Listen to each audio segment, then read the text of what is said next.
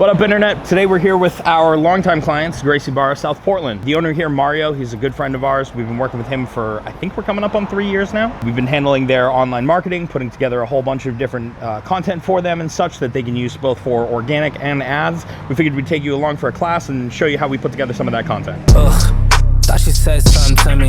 We were never friends, told them I am not your buddy. Now they all call, I got some buzz like honey. Then they check the Spotify and they looking at me funny. But it was like one specific thing that you were doing in class. I was like, oh, that's like What's the headlock? Don't silly. Yes. 2, 3, 4. Push. 1, 2, 3, 4. That's the drill for now. 1, 2. Okay, one more time. 1, 2. You guys understand that? For now, just this. Okay? Good? Questions? 1, 3. Work, please. Let's go. Joe, based on what you're showing right here, this first half do 60, second half do 120, because that second half of that I guarantee is going to be a takedown.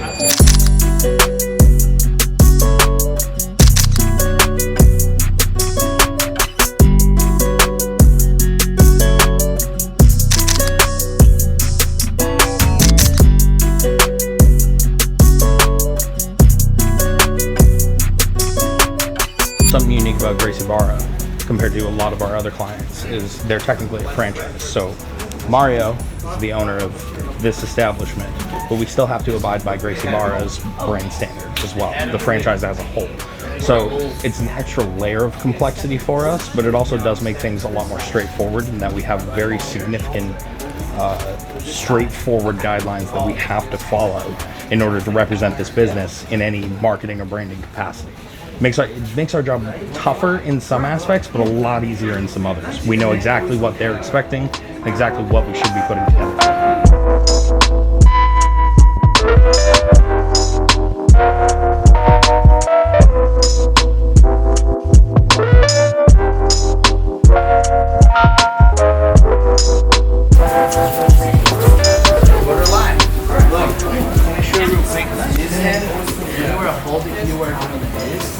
When you shove, keep it this hard. You are doing this here. Like this, pushing now. If I get in here and I put my arm up, his head is free. So all the time I'm framing his head and I'm shoving here. Boom. Okay, like literally I shove it down.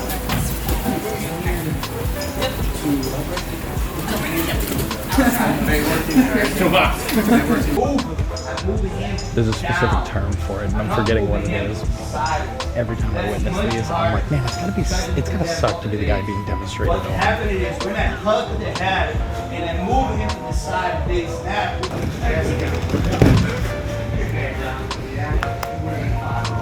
Funny part about filming Jiu Jitsu specifically and making content for Jiu Jitsu, I have such a love-hate relationship with it because sometimes they're doing cool stuff like this, which is takedowns, right? You know, a lot of motion, a lot of action. People are, falling all the time. There's a lot of impacts. It's easy to make it active content.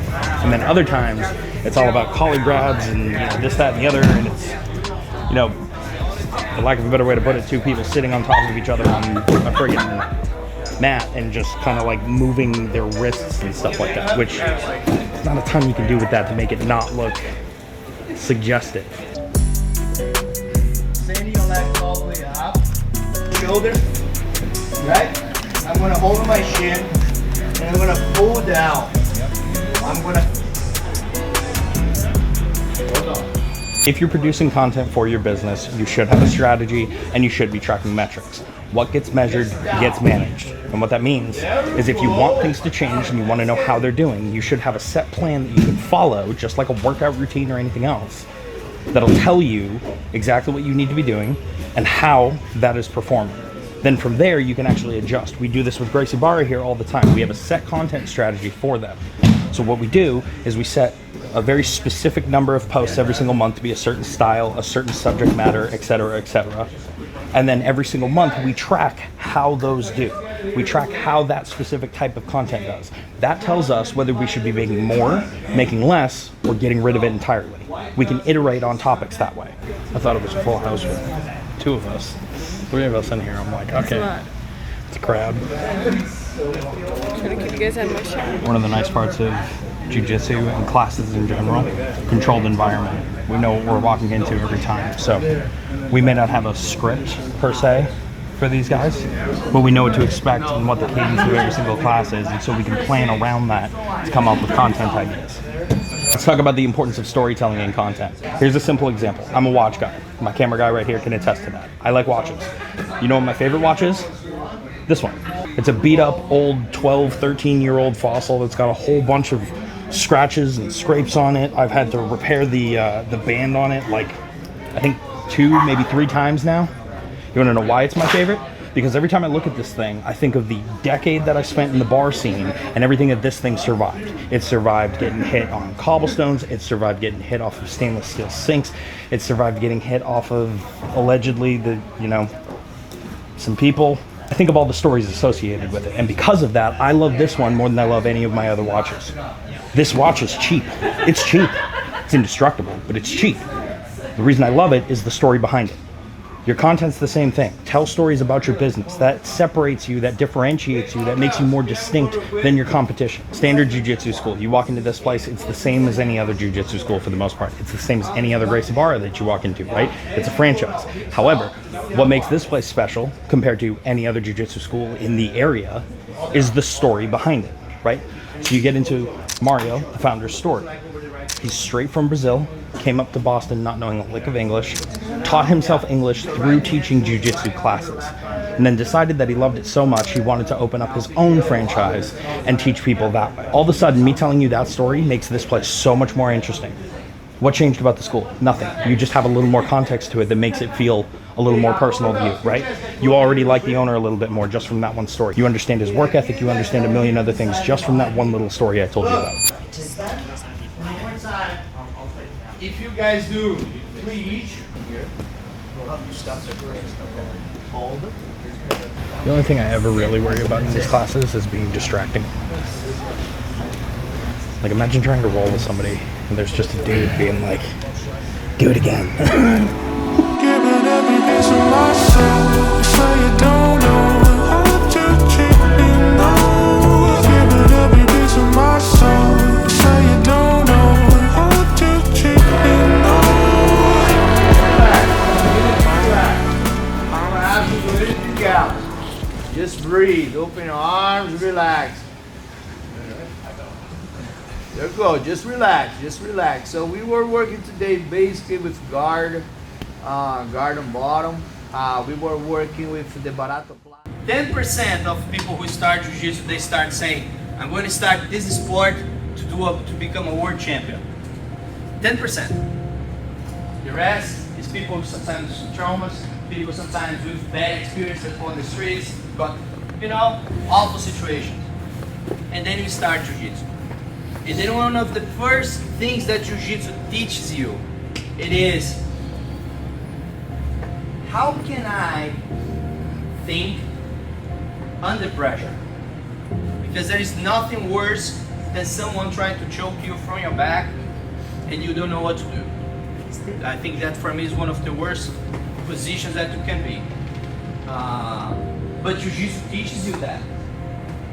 You hold the arm, you breathe, you move here, you move there, and then you start to find your way out from that situation. This is your life, my dear friend. You are just basically thinking under pressure. When you have that, bad co-worker, when you have that neighbor, when you have that bad friend, when you have that bad person around you, you start to learn how to deal with that. So, basically, Jiu-Jitsu is teaching you how to think under pressure. Try to fully understand we are here to learn. Stop overthinking. That won't help you at all. Stop putting that pressure on you. Won't help you at all. Come here, change your clothes, go to the mat, start to stretch yourself and relax. You have an hour and 30 minutes to just enjoy it. This time's for you. It's your chance to, do something for yourself. Giving every piece of myself, so you don't know how to treat me now.